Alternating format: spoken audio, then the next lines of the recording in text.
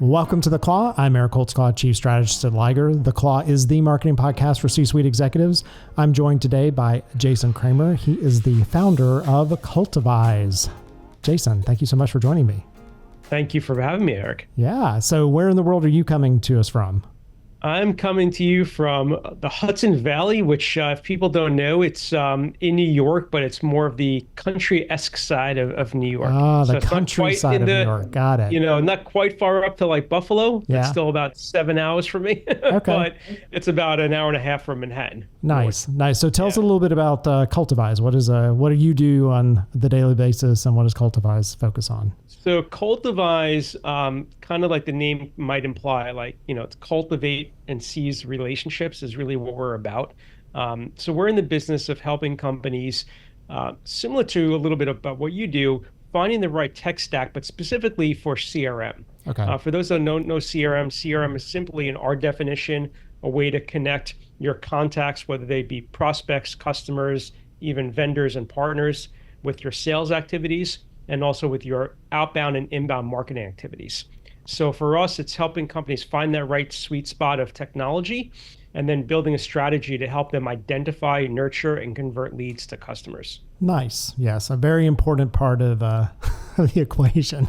You can do as much marketing as you want, and even sales outreach. And if you're not tracking things, putting things in the right place, understanding the buckets, especially the clients we work with are primarily complex sales, you got to carry them along the way in some meaningful way. So how did you get into this world? So I've always been a left brain, right brain kind of type of person. My background is in marketing. I used to be a graphic designer. Okay. And so I worked for agencies in Manhattan. And then I started my first company back in 2002, which then, you know, was a boutique agency, which, you know, there's a dime a dozen today, but back then there really weren't that many. And so started doing just a lot of, you know, working with clients directly, you know, graphic design, marketing, and all those things. And then towards the end of that business, before I sold it, I started getting involved a lot with email marketing and also marketing automation.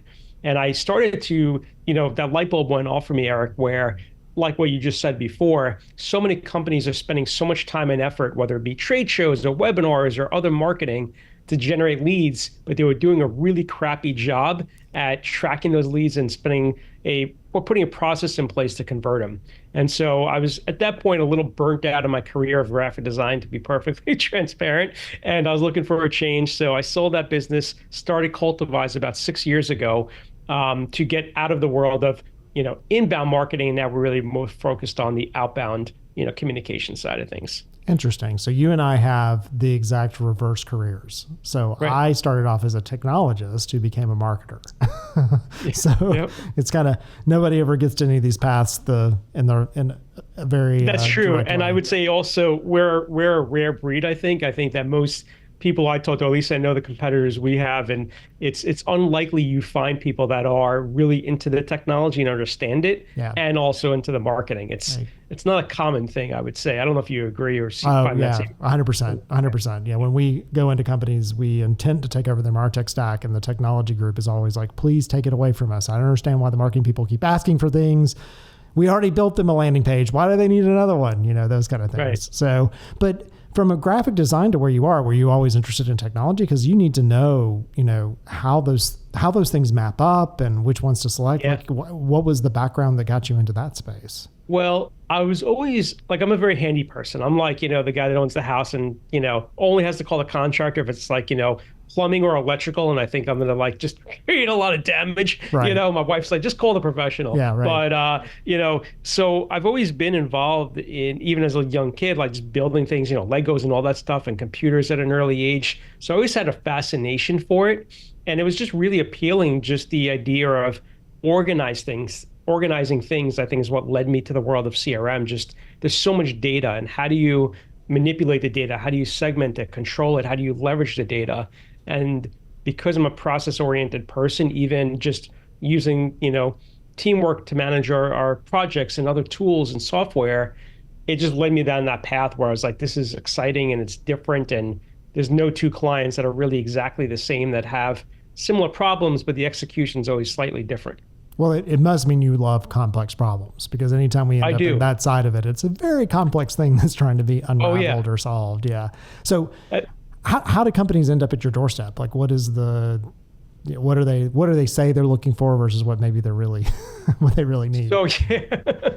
Well, I mean, all right. So there's two sort of sides to that to answer that question. So the first is a lot of companies we work with either have no technology at all. They're just using spreadsheets and pen and paper, and they could be running a $3 million business, but not really leveraging technology to do so. It's just, a family-run business for the last 15 years and 20 years, and nothing's changed, right? And so that's an opportunity to come in with a clean slate and build something for them. But more often, I would say we deal with a lot of manufacturers and a lot of other companies that are using NetSuite or Salesforce or homegrown built tools that are doing all the quoting or all the project management. And these are tools they can't get rid of. If that tool went away, the whole business would crumble tomorrow. Right. So our role is to come in and fill the gaps of what their current technology isn't able to do with something that can work with that technology and connect into it. And so the most common things, the problems we see are nobody's consistently following up with quotes or with, bids or contracts that are going out. So money's just being left on the table. Most companies are doing a really poor or no job at all of tracking the inbound marketing and connecting it to the sales activities. Yeah. It's a huge money kind of pit, if you will, and it's your world. You know what I'm talking about as far as being able to see what's working, what's not working. And then I think the other piece is also there's no consistency. Like they say they have a sales process, but no one's really consistently following that process because there's no tools to measure it and to quantify it. And so that's usually the buckets that we kind of jump into first. And this is all complex, as you mentioned. Our role is not to say, hey, here's some great technology, go figure it out. Our role is to build a strategy, implement everything, stay on board as the ongoing coach, the trainer, the support staff, to make sure that they have, like you have with your clients, a trusted partner that could help them leverage that technology and also modify and tweak it as time goes on. Yeah. Are you a fan of the show Stranger Things? Yes. Okay. So the upside down. Yes. Okay. That's what I tell our company, or the customers we work with, when we don't have control of the parts you work on, that Right. the lead went into the upside down. I have no idea what happened to it. We have no vision into it. So we try to solve for that, right? Because if we don't know what we're doing on the front end is actually turning into leads on the back end, that the sales team's doing the follow-up, then Yep. we're just losing. Like it's just a place that we're having a bunch of spillage. Not only do I know the reference, and for those that are listening that know the reference, completely understand your reference, but just as a quick little side kind of fun fact. So we're huge Halloween fans in our family. I go all out for Halloween. Our house, I spend like a month and a half decorating our house. It's and we're like the house in the neighborhood that everybody comes to. So the last 3 years I had Max hanging over the driveway, but on fishing line. So it looked like she was in her awkward pose, all cracked bones. And everybody's like posing under Max. And I bet your neighbors were thrilled. Your neighbors were thrilled, right? Not only that, but I remember for the first year I did it, there were people that actually thought, and this is just shocking for me to even say, that like, because I have a 12-year-old daughter, that I somehow suspended my daughter and she was like floating like above the driveway. And I'm like, why in the world would I do that?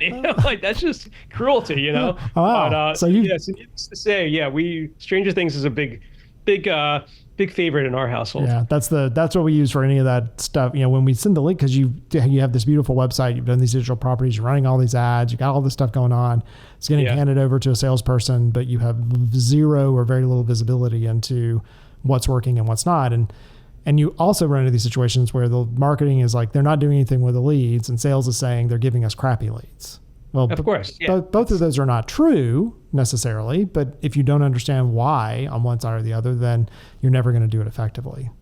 It's all about internal communication as much as about, the marketing communications. Yeah. So important. So are you primarily in more, transactional businesses, or is it complex sales? Like is there an area that you like to focus on more? It's a little bit of both. I would say less transactional. Like we don't really work with people selling a bouquet of flowers. Yeah. Most of the clients we work with are selling something that's, probably minimally, $1,000 to a few $1,000s up to, $100,000 or more as a price tag.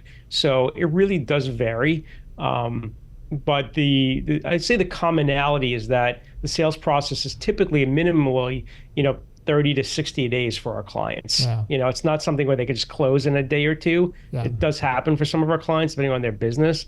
Most of them are a longer sales cycle. It could be months or even over a year to close. Yeah, I tell people we don't sell sodas or t-shirts. Like it's typically a complex sale. So early wins. So when you get in and start working with a company, what are some of the things that you can do to maybe stop because a project like this, and correct me if I'm wrong, it can take a minute to start making this hum and sing the way that you want to.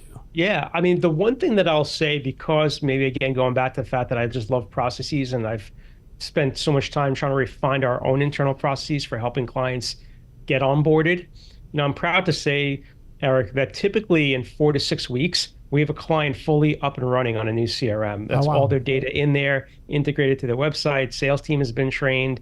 It's up and running. Now, as far as the quick wins go, the one thing that we usually try to go for, if the client does a lot of quotes, and again, this is just based on every client's unique business model. But for those that are doing, a handful of quotes a week, for example, we just brought on a roofing client last summer. Within 6 months of bringing them on board, one of their big problems is they had a sales team of 3 people. And they're doing about 1,000 quotes a year with 3 people. It's a lot to manage without a CRM. Right. And so clearly a lot of things were falling through the cracks. And the people that, all right, salesperson reached out to John, 4 times, John never called back. We're assuming John went with the next guy, right? Or just isn't going forward. And they forgot about John. And I said to Tom, the owner, I was like, listen, we can automate all this follow-up. We could have the emails come from TJ, from Joe, from the salesperson, make it look genuine and authentic and personable, that they're just reaching out, right? And it'll look like it's a plain text email from Outlook. And so he's like, all right, let's put it into place, see what happens. Before the end of last year, we helped close over $850,000 in revenue from those follow-up emails. And all the emails were saying, hey, we sent you a quote 2 months ago. We haven't heard back. We just want to know, did you hire somebody or not? How can we help? And it was just kind of lighting the fire and getting people to be like, oh yeah, like I forgot about that. Yeah, we do want to go forward with that. What an amazing ROI. And such a good reminder too, because I'm doing a bunch of projects at my house and I'll bring 3 or 4 contractors in. And typically the one that wins is the one that does the better follow-up, because so many of them just disappear, right? Or literally won't come to your house. I had people like take pictures of it and send me a quote over. I'm like, okay, you have to come to the house. I'm not going to buy from you unless you come to the house. So I know it's really amazing. I would say that the home service industry as a whole, and I know I'm sort of stereotyping, but they're just really bad at, the follow-up and the customer service. So you just have again, 1% because they don't have the better. system, Eric, right? They don't have the systems. They're like 3 trucks driving around all day from appointment to appointment. And, no one's there to answer the calls, or the person answers the calls isn't giving the message. And it's a hot mess. So well, very cool. Well, we're going to go to a commercial break and then we're going to come back. And I think you had a calculator of some sort that you use. So we're going to talk a little bit about that and then talk about future of CRM, because I'm curious what your opinion is, because there's a lot of companies talking about that as it relates to like AI and where AI fits and things in those categories. So you are listening to The Claw. I'm Eric Holtzclaw, Chief Strategist at Liger. I'm talking today with Jason Kramer. He is the founder of Cultivize. We'll be back in just a minute. The Claw podcast is brought to you by Liger. Liger is a hybrid marketing firm combining a brand strategy consultancy and a production house that offers the full range of content and creative services. We can be your entire marketing department or your entire marketing department's favorite people to work with. We save the world from boring, broken marketing by putting businesses in brand therapy so they can express their most authentic, memorable selves. And then we share their story so they can be known. For more information, visit ligerpartners.com and follow us on our social media platforms. And we're back. You're listening to The Claw. I'm Eric Holtzclaw, Chief Strategist at Liger. The Claw is the marketing podcast for C-suite executives. I'm talking today with Jason Kramer. He is the founder of Cultivize. He's one of those guys who comes in and connects all your systems up so that they do things for you automagically. One of my favorite things, make it automagically happen, because the number of touch points, we talk about 21 touch points for marketing, 6 to 7 for follow-up and sales. If you as a person have to do each one of those, you'll never get it done, right?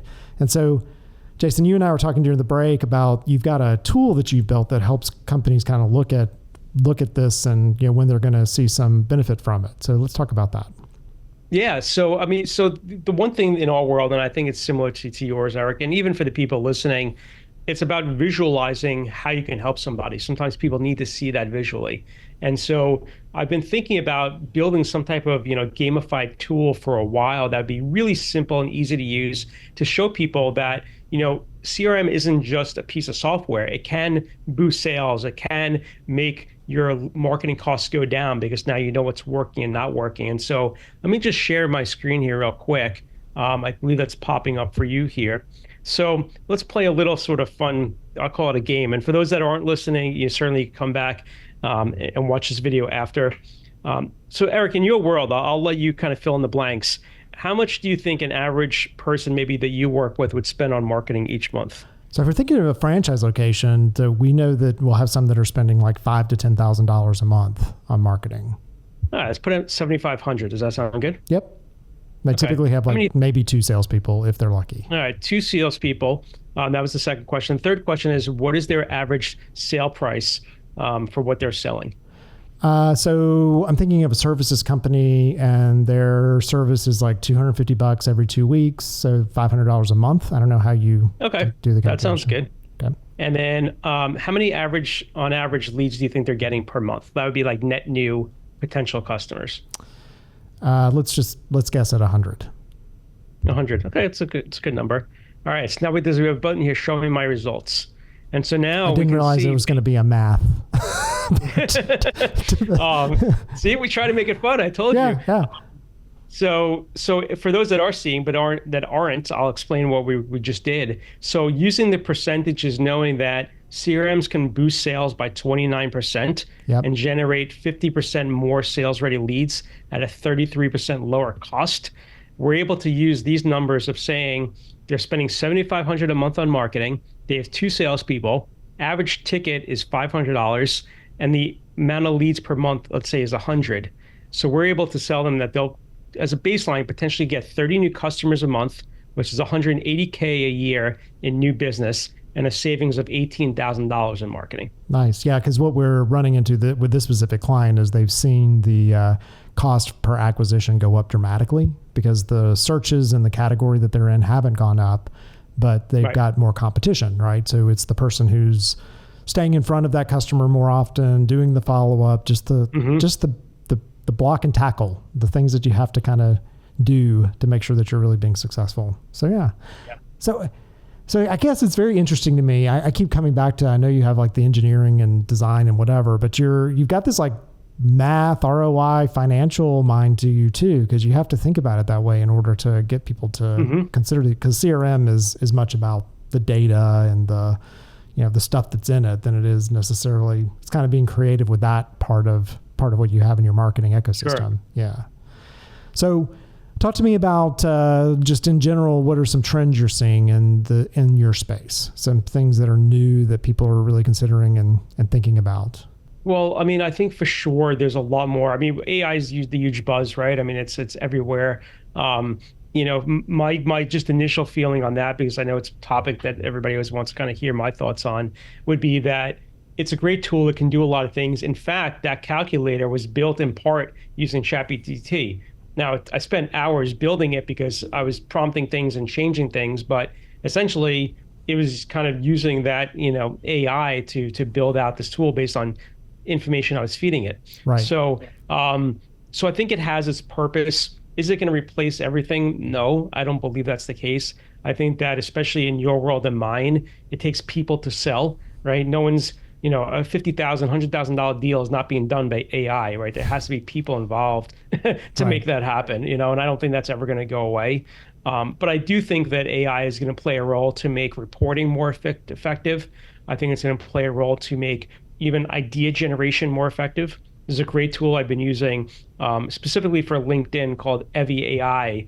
And what it does is it helps you basically comment on people's, it can do a lot of things. What I use it for is to help comment on people's posts. Oh, wow. I'm busy. I spend a lot of time on LinkedIn, but what I found is I was spending a lot of time not being very productive. If I spent 2 hours a week, it was a little bit haphazard of what I was doing. Right. This tool allows me to focus in, and I can find, for example, in the last 24 hours, all of my first tier connections that have posted, but nobody else has commented on their post. Yeah. And I can be the first to comment. Yeah. And the AI helps me create thoughtful content to push out there. And it's not just garbage, something meaningful that relates to me, my business, all those things. So anyway, so I think it has a place. I think the other thing we're seeing too with CRM, and software as a general is trying to put more things in the same package, right? So, and what I mean by that is, there's a lot of tools out there that are trying to combine all these wonderful things: project management, accounting, right? CRM, right? Sales forecasting, whatever you could think of, they're trying to put it into one tool. And what I find is a lot of it is being done very in a clunky way. Yeah. It's not very intuitive. It doesn't always work. And I always tell clients, if you found one piece of software that could do everything, it's probably going to do a really poor job at doing about 90% of the things. Yeah, that is so funny. Yeah, because I tell people you can tell what it does well based on how it's named. Right. So if it's named Salesforce, it's probably good with sales. If it's HubSpot, it's probably good with creating hubs and places people like. And then the things they added on are bolt-ons. And then you have to decide, right? If that's going to be exactly that one. And you run into clients who want everything from one vendor, but then you run into those that want to pick things off the shelf. I'm not as handy as you are. So if you see me in a Home Depot, you should probably kick me out because it means I'm probably about to make a mistake I'm going to have to bring a contractor in for. But I do use Home Depot as an analogy. Like, you don't want to use one tool to do the entire project at your house. It's the right tool for the right job, right? Oh, absolutely. Yeah. So in the CRM world, and as a handy person, I've learned that the hard way. I'm like, I can do it with this. That's like, and I've bought tools that I've only used like 3 times, but it made the world of a difference. Yeah. I tried to renovate an entire house with a butter knife. It just doesn't work. It just doesn't work. Yeah. So for Cultivize, so as you think about the future for you and your business and where you're headed, like you had one career as a graphic design guy, and now you're like the king of CRM. So what's next? Like what excites you in the future? So, last year I spent a ton of time, hundreds of hours developing lots of content, created tons of video content and other things, Eric. And that was really rewarding. And I think what's next for me in terms of just my personal kind of like goal, I'd love to write a book this year, if not one, at least maybe more than one book. Yep. My issues, I have so many ideas.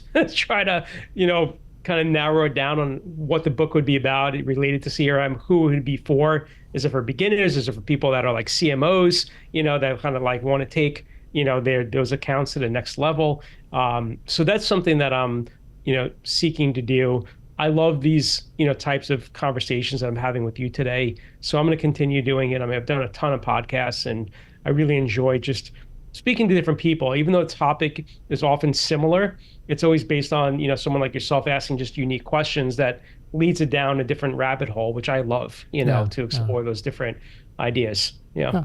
Nice. So with Cultivize, how do people find you and find the company? Like, what's the best way to get in front of you and learn more from you about the CRM world, or to see what Cultivize could do for them?